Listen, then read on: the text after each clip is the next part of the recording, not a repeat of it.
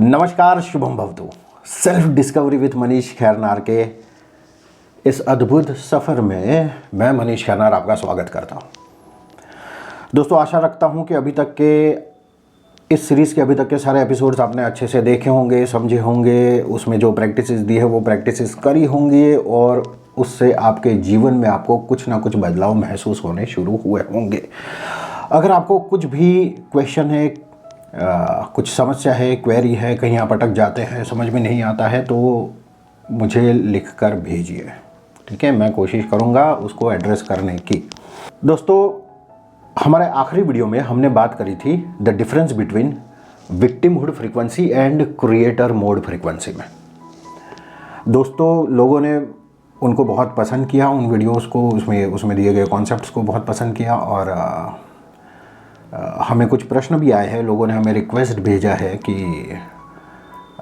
Creator mode frequency को ज़्यादा आसान तरीके से कहानियों में समझाने की कोशिश करूं, तो आज मैं वही करूंगा इस वीडियो में।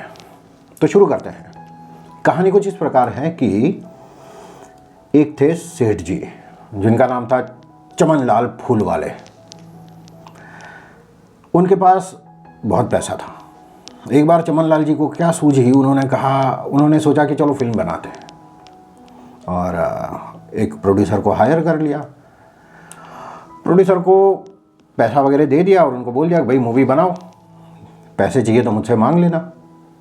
अब डायरेक्टर साहब काम पर लग गए और चमन लाल जी अपने काम पर लग गए। डायरेक्टर को जब भी पैसों की ज़रूरत होती तब वो चमन लाल जी के पास आता। चमन लाल जी कुछ भी सवाल पूछे बगैर पैसे दे देते। और कुछ महीनों बाद डायरेक्टर का फ़ोन आया, बोले सेठ जी फिल्म बन गई, ख़ास आपके लिए एक स्क्रीनिंग रखा है, तो आ जाइए फला फला मल्टीप्लेक्स में स्क्रीन नंबर 1 पे इस टाइम पे आप पहुंच जाइए। चमन लाल जी खुश हो गए। फिल्म शुरू हुई। चमन लाल जी ने फिल्म देखी। देख के चमन लाल जी ने फीडबैक दिया कि सर कुछ ठीक नहीं लग रहा, कुछ मज़ा नहीं आ रहा है, फिल्म में कुछ बदलाव की ज़रूरत है। तो डायरेक्टर साहब ने बोला हाँ बताइए क्या बदलाव की ज़रूरत है। तो चमन लाल जी सोच में डूब गए। फिर बोले काम करते हैं, हमने स्क्रीन 1 में देखी ना मूवी, अब हम स्क्रीन 2 में जाकर देखते हैं। अब डायरेक्टर साहब हैरान रह गए, पर क्या बोलते हैं। उन्होंने बोला चलो ठीक है, इनकी इच्छा है तो 2 में जाकर देखते हैं। अब स्क्रीन 2 में स्क्रीनिंग रखवाया गया, वहाँ भी उन्होंने मूवी देखी, वहाँ भी उन्हें पसंद नहीं आई। फिर वही बोला कि यार कुछ बदलाव की ज़रूरत है, चलो एक काम करते हैं स्क्रीन 3 में जाके देखते हैं। फिर जाहिर है वहाँ भी मज़ा नहीं आया। फिर बोलते एक काम करते हैं सिनेमा हॉल ही बदल देते हैं, किसी और सिनेमा हॉल में जाके देखते हैं, शायद वहाँ मज़ा आ जाए। फिर वो भी किया। फिर आखिर डायरेक्टर साहब से रहा नहीं गया। उन्होंने कहा भाई चमन लाल जी, ऐसे स्क्रीन बदलने से फिल्म थोड़ी ना बदल जाती है। अगर फिल्म को बदलना है तो आपको कुछ और बदलाव करने पड़ेंगे। आपको उसकी स्टोरी लाइन, उसका प्लॉट, उसका स्क्रीन प्ले, उसका डायरेक्टर ऑफ फोटोग्राफी या उसका म्यूज़िक डायरेक्टर या उसका स्टार कास्ट या इवन उसका डायरेक्टर, अगर आपने इन सब चीज़ों में बदलाव किया, इनफैक्ट अगर आपने आपका ये जो क्रू है उनकी लाइफस्टाइल में भी अगर कुछ बदलाव किया, उनको जो आप पैसे दे रहे हैं अगर उसमें बदलाव किया, उनके रहन सहन में अगर आपने कुछ बदलाव किया, तो भी मूवी में काफ़ी बदलाव आ सकता है। पर इन सब बातों को वैसे के वैसे रख के अगर आप सिर्फ स्क्रीन बदलते जाएंगे तो मूवी में कोई बदलाव नहीं आएगा। स्क्रीन तो केवल उसी को दिखाता है जो उसके ऊपर प्रोजेक्टर से प्रोजेक्ट हो रहा है। असली फिल्म तो प्रोजेक्टर की दूसरी तरफ बनती है और उस दूसरी तरफ का छोटा सा बदलाव भी मूवी में गहरा बदलाव ला सकता है। दोस्तों, हमारे जीवन में भी कुछ कुछ ऐसा ही होता है। जीवन हमारे भीतर घटित होता है और हमें उसका केवल प्रोजेक्शन हमारे आसपास की दुनिया में दिखता है, हमारे आसपास के लोगों में दिखता है। हम हमारे आसपास की दुनिया को बदलने में लगे रहते हैं पर खुद को बदलने का कभी नहीं सोचते। स्टीवन स्पिलबर्ग की एक बड़ी फेमस फिल्म है, नाम है बैक टू फ्यूचर। कहानी है टाइम ट्रैवल की। एक लड़का है मार्टी, उसके पापा low self esteem, low self confidence से पीड़ित हैं। हमेशा डरे डरे रहते हैं, लोग उन्हें दबाते रहते हैं, लोग उन्हें टेकन फॉर ग्रांटेड करते हैं, बुली करते हैं। एक घुटन भरा जीवन वो आदमी जी रहा है। अब मार्टी को टाइम मशीन मिल जाता है और वो पास्ट में टाइम ट्रैवल करता है। पास्ट में उसकी मुलाकात होती है उसके अपने ही पापा से, और मार्टी अपने पापा के पास्ट की मदद करता है, उनके अपने डर से लड़ने में, उनके अपने डर को हील करने में। एंड वो इंसान जो है, उसके पापा जो है, वो उस डर को काफ़ी हद तक ओवरकम भी कर लेते हैं। अब मार्टी पास्ट में से प्रेजेंट में वापस आ जाता है।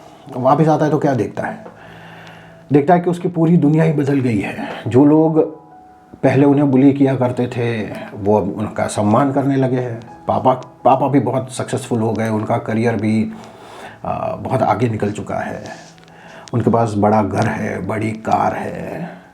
इनफैक्ट पूरी फैमिली की पर्सनैलिटी में उसको बदलाव नज़र आ रहा है, कि केवल ऐसा नहीं कि उसके पापा की ही पर्सनैलिटी में बदलाव है। दोस्तों, इसका मतलब क्या हुआ? इसका सीधा मतलब है कि इंसान के भीतर जो घटित हो रहा है वही उसकी एक्सटर्नल रियलिटी को क्रिएट कर रहा है। मार्टी के फादर के अंदर जो क्रिएट हो रहा था उसको बदल दिया गया तो उनकी प्रोजेक्टेड रियलिटी, उनके साथ जो लोग रहते थे वो सारे लोग भी बदल गए।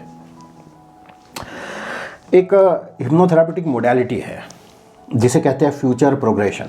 जैसे पास्ट लाइफ रिग्रेशन होता है ना, वैसे फ्यूचर प्रोग्रेशन होता है। पास्ट लाइफ रिग्रेशन में हम पास्ट में जाके हमारे पास्ट को एक्सप्लोर करते हैं, वैसे ही फ्यूचर प्रोग्रेशन में हम फ्यूचर को एक्सप्लोर करते हैं। तो मेरा एक मित्र है, उसकी बड़ी इच्छा थी कि मैं उसकी डॉटर के सेशन लूँ, पर वो लड़की ये मानती थी कि ये सारी जो प्रैक्टिसेस हैं ये सारी बीमार लोगों के लिए है, पागल लोगों के लिए है, या वीक माइंडेड लोगों के लिए है। इसलिए वो अपने पापा की बात को टालती रहती। एक बार मेरी उस लड़की से मुलाकात हो ही गई। लड़की बहुत इंटेलिजेंट थी, और असली बात ये है कि सेल्फ डिस्कवरी की ये जो सारी मोडालिटीज़ है, ये जो सारे सेशंस हैं, वो केवल इंटेलिजेंट लोगों के लिए ही होते हैं। ये जो सेल्फ एक्सप्लोरेशन है वो एक्चुअली इन एसेंस हमारी बुद्धि जो है वो हमारे माइंड को एक्सप्लोर करती है। तो हम जितने ज़्यादा बुद्धिमान होते हैं, बुद्धिमान मतलब हमारे अंदर जितनी विवेक बुद्धि ज़्यादा है, हम उतना ज़्यादा अच्छे से सेल्फ डिस्कवरी कर सकते हैं। तो ये जो सेशंस है वो केवल इंटेलिजेंट लोगों के लिए है। ये बीमार या पागल लोगों के लिए बिल्कुल भी नहीं है। इसलिए स्वदर्शन का कॉन्सेप्ट उन्हीं लोगों को इंटरेस्टिंग लगता है जो बहुत ज़्यादा एक लेवल से ऊपर उनका इंटेलिजेंट होता है, और वो लड़की का था, इसलिए उसको ये कॉन्सेप्ट बहुत इंटरेस्टिंग लगा। तो उसने बोला चलो मुझे आपसे सेशन ले, उसने सामने से बोला कि मुझे भी करना है, मैं आती हूँ। तो वो जब आई तब मैंने सेशन में उसे फ्यूचर प्रोग्रेशन करवाया। मैंने उसे उसके 2 अलग अलग भविष्य की यात्राएं करवाई। पहले भविष्य में उसने स्वयं के शॉर्टफॉल्स पर, लिमिटेशंस पर काम किया था, और उन सारे शॉर्टफॉल्स को हील करके उसने अपना फ्यूचर देखा कि अगर मैं आज अपने शॉर्टफॉल्स को अगर रिपेयर कर लेती हूँ, मेरी जो लिमिटेशंस है उनको ओवरकम कर लेती हूँ, तो मेरा फ्यूचर कैसा होगा। वो उसने देखा 5 साल बाद, 10 साल बाद, 15 साल बाद, ये सारा उसने देखा। और दूसरा जो भविष्य था उसका, दूसरी पैरेलल रियलिटी है, उसमें उसने देखा कि इसमें उसने अपने उन शॉर्टफॉल्स पर काम नहीं किया है, वैसे के वैसे रखे हैं। और फिर उसने देखा कि उसका फ्यूचर कैसा है 5 साल बाद, 10 साल बाद, 15 साल बाद। और 15 साल बाद आगे का भविष्य इतना ज़्यादा उसको डरावना लगने लगा, इतना भयावह, इतना स्कैरी लगने लगा कि वो रोने लगी। बोले अब इससे ज़्यादा आगे देखने की मेरी हिम्मत नहीं है।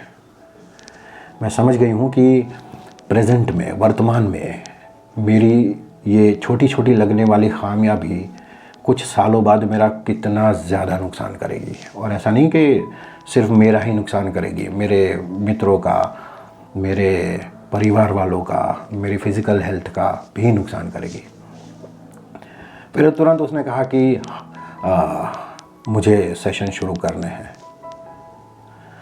दोस्तों, अगर आप चाहते हैं तो ऐसा एक फ्यूचर प्रोग्रेशन का प्रैक्टिकल सेशन का वीडियो मैं इस सीरीज़ में ऐड करूँ, अगर आपको चाहिए तो। एक थोड़ा सा माइल्ड होगा, वो इतना ज़्यादा इंटेंस मैं नहीं कर पाऊँगा क्योंकि ये पर्सनल नहीं है। तो अगर आपको चाहिए तो मैं एक वीडियो बनाकर रखता हूँ।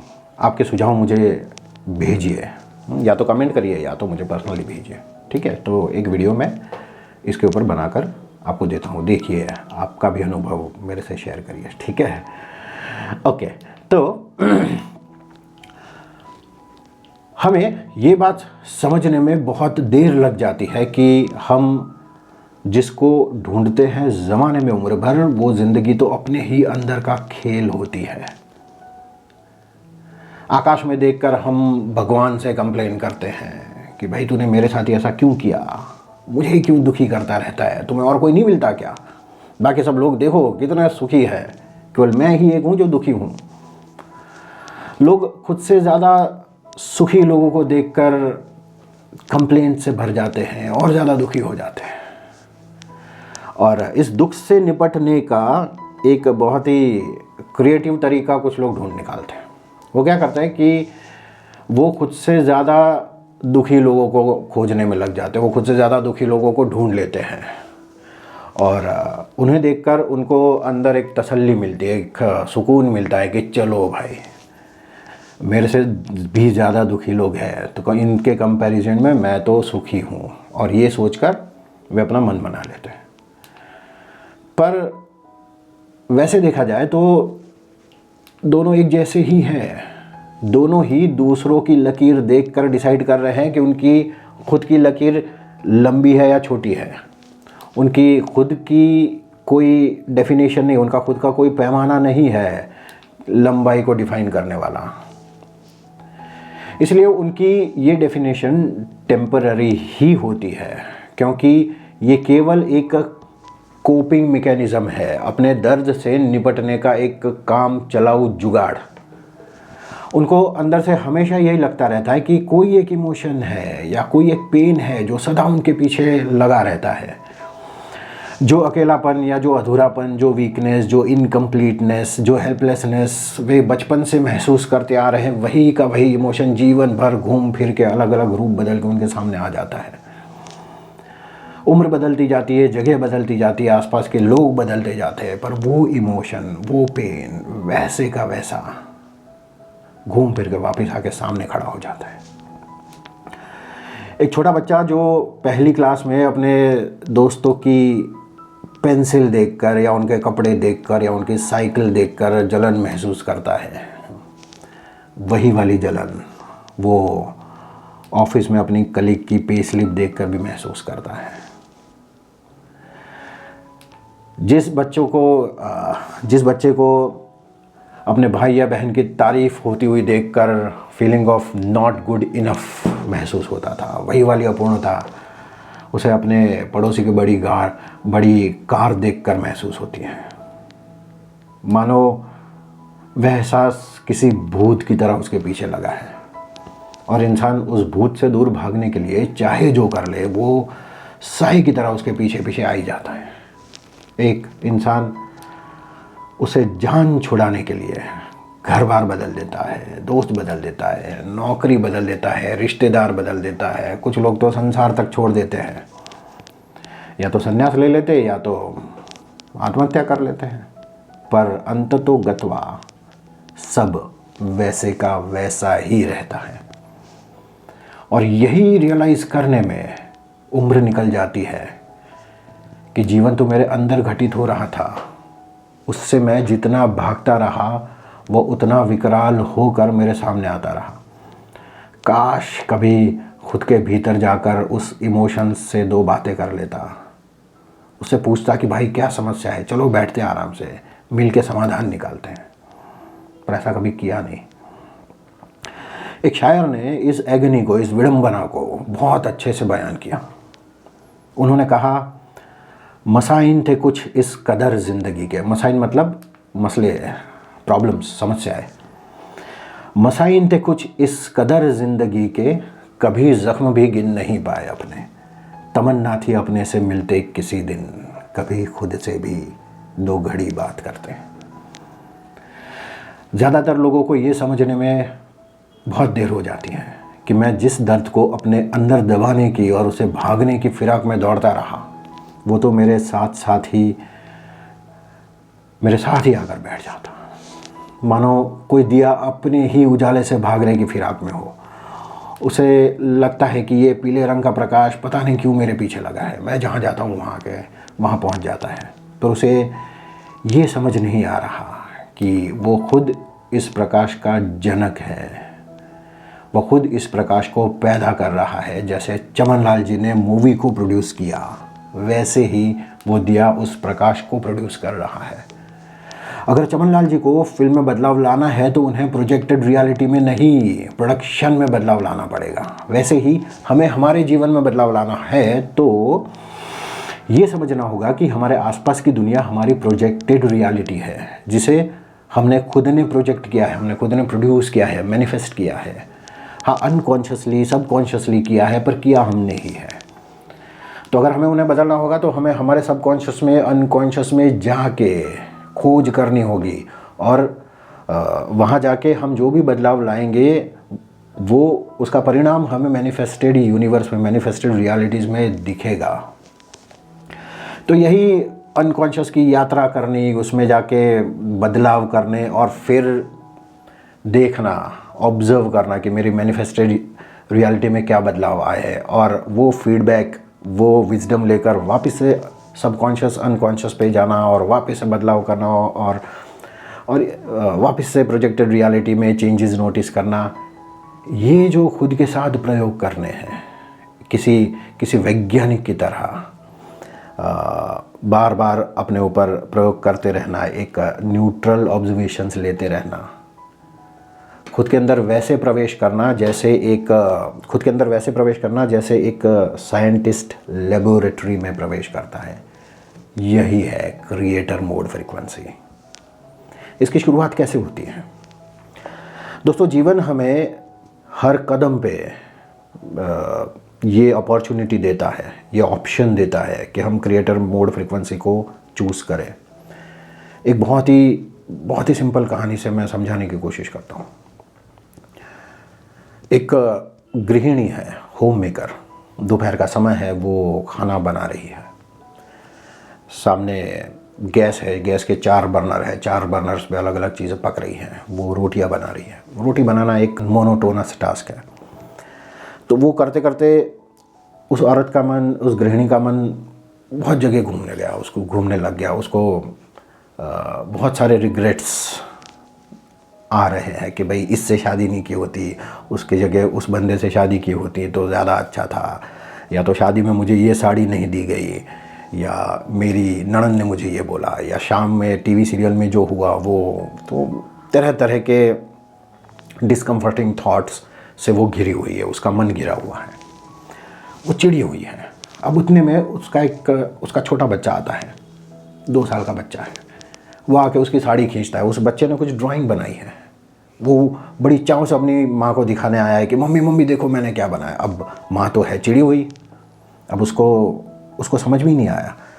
उसने देखा कि कोई उसकी साड़ी खींच रहा है और उसकी जो विचारधारा है उसमें किसी तरह का कोई खलल उसने महसूस किया, तो वो चिढ़ गई, और ज़्यादा चिढ़ गई। उसने आव देखा ना ताव एक झापड़ लगा दी अपने बच्चे को। अब यहाँ तक जो भी घटना घटित हुई वो सब अनकॉन्शियसली हुई, उसको नहीं पता है, उसमें उसका खुद का कोई रोल नहीं है, कोई कॉन्शियस रोल नहीं है उसका। अब उसने मार तो दिया, बच्चे ने रोना भी शुरू कर दिया। अब उसके पास 2 रास्ते हैं। She has 2 choices. Choice number 1, उसने जो किया उसको जस्टिफाई करना। अब जस्टिफाई करना हो तो हम किसी भी चीज़ को जस्टिफाई कर सकते हैं। एक खूनी खून को भी जस्टिफाई कर देता है, एक रेपिस्ट रेप को भी जस्टिफाई कर देता है, एक पॉलिटिशियन अपने पॉलिटिकल गुनाह को, अपने फिनेंशियल गुनाह को, अपने भ्रष्टाचार को भी, अपने झूठ बोलने को भी जस्टिफाई कर देता है। हम जस्टिफाई करने बैठे तो हम किसी भी चीज़ को जस्टिफाई कर सकते हैं। तो अगर वो जस्टिफिकेशन वाला रूट लेती है, ऑप्शन नंबर 1 लेती है, तो शी कैन जस्टिफाई एनीथिंग। वो बोलेगी तुमको समझ में नहीं आता, मैं यहाँ नहीं आने का, मैं तुम्हें मना किया है रसोड़े में नहीं आने का, रसोड़े में नहीं आने का। साड़ी खींच रहे हो, कुछ गिर जाता तुम्हारे ऊपर, आग लग सकती थी, ब्लास्ट हो सकता था। अब इसको ज़्यादा एग्जैगरेट करना है तो ब्रह्मांड के विनाश तक ले जा सकते हैं। ये था ऑप्शन नंबर 1। अगर उसने ऑप्शन नंबर 1 सिलेक्ट किया तो क्या होगा? तो दूसरी बार वो उसको, अगर दूसरी बार ऐसी ही घटना घटित होगी तो वो लड़के को 2 झापट लगा देगी,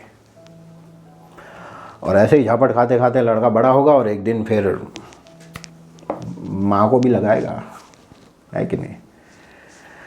अब ऑप्शन नंबर 2 देखते हैं। ऑप्शन नंबर 2 ऐसा है कि झापट तो मार दिए, हाँ, उसके बाद सोचना कि मैंने ऐसा कैसे किया, मेरे अंदर ऐसा तो कौन सा प्रोग्राम, मेरे अंदर ऐसा तो कौन सा इंसान बैठा हुआ है जिसने मेरे से ये करवाया, ये इरेशनल काम मेरे से करवाया, और मुझे पूछे बगैर, मुझे पता ही नहीं और मैंने ये काम कर दिया। मतलब मेरे अंदर कुछ तो है जो मेरी मर्जी बगैर मेरे से काम करवा रहा है। वो कौन है, उसको ढूंढना पड़ेगा। ये हो गया ऑप्शन नंबर 2। तो फिर उसे ढूंढने के लिए, उसे खोजने के लिए अंदर उतरना, फिर उसको खोजना, उसको हील करना, और जैसे जैसे वो इसे हील करती जाएगी वैसे वैसे उसके बच्चे की तरफ का व्यवहार बदलेगा, बच्चे की तरफ का व्यवहार बदलेगा तो बच्चे के साथ का रिलेशनशिप बदलेगा। एंड जस्ट इमेजिन, इस घटना को मान लो 20 साल हो चुके हैं, तो 20 साल बाद दोनों पैरेलल रियलिटीज़ में माँ बेटे के बीच का रिलेशन कितना अलग होगा, समझ रहे हैं? तो ये है क्रिएटर मोड। ऐसा नहीं है कि मैं ध्यान में बैठा, मैंने कुछ मैनिफेस्ट करने के लिए कुछ ज़बरदस्ती कुछ इमेजिन कर लिया, हाँ, कुछ विजुअलाइज कर लिया और फिर उसकी वजह से रियलिटी बदल गई। नहीं, ऐसा नहीं है। हमारे अंदर के डार्कनेस को पहचानना, हमारे अंदर के डार्कनेस को एक्सप्लोर करना, उसको उजालों से भरना, और फिर वो उजाला ऑटोमेटिकली रिफ्लेक्ट होगा हमारी रियलिटीज़ में, हमारी प्रोजेक्टेड रियलिटी में। वो है क्रिएटर मोड। आशा रखता हूँ आपको ज़्यादा क्लैरिटी मिली होगी। और जैसे जैसे हम आगे बढ़ते जाएंगे, एसेंशियली हमें यही तो करना है। हम अनकॉन्शियसली ये करते हैं जीवन में, और फिर हम जीवन में दुखों को आमंत्रित करते हैं, और फिर वो जो दुख होते हैं वो हमें जगाते हैं कि भाई तुम्हें अंदर जाके कुछ रिपेयर करना है। तू रिपेयर करेगा अंदर जाके, तभी जाके तुम्हारे दुखों में बदलाव आएंगे। शुरू शुरू में हम हमारे प्रोजेक्टेड रियलिटीज़ को, हम हमारे स्क्रीन्स को बदलते रहते हैं। जैसे चमन लाल जी ने स्क्रीन्स बदली, हम भी पहले हमारे प्रोजेक्टेड रियलिटीज़ में ही चेंज लाने की कोशिश करते हैं। पर एक दिन हमें ये विजडम मिल जाती है कि बदलाव तो हमें हमारे अंदर करना पड़ेगा। वो कहा है ना, गालिब का शेर है ना कि ताउम्र गालिब मैं यही गलती करता रहा कि धूल चेहरे पे थी और आईना साफ करता रहा। ये रियलाइज़ होना, ये क्रिएटर मोड फ्रीक्वेंसी में एंटर होना है। स्टे स्वदर्शक, स्टे ब्लेस्ड, बाय बाय।